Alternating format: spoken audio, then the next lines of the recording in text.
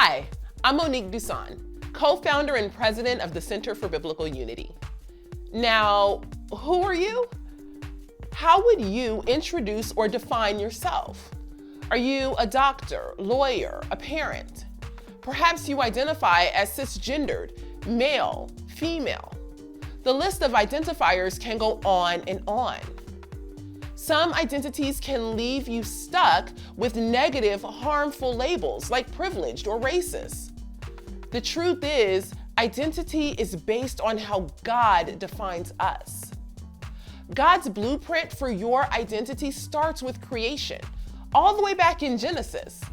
In Genesis 1 and 2, we learn that humans are created, made in the image of God, created with specific biological sex, male or female.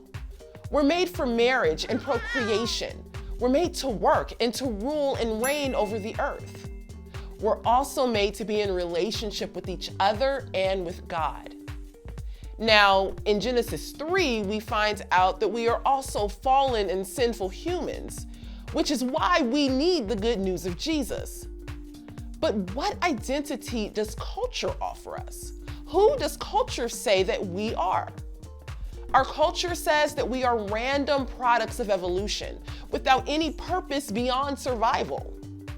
Culture also pushes the belief that we can construct our own gender and the highest good is to love ourselves. Hashtag self-love. These cultural identities go against what God spoke over humans in Genesis. Exchanging our creation identity for a cultural identity has led to rampant divorce, sexual promiscuity, gender confusion, abortion, racism, and increasingly toxic tribalism.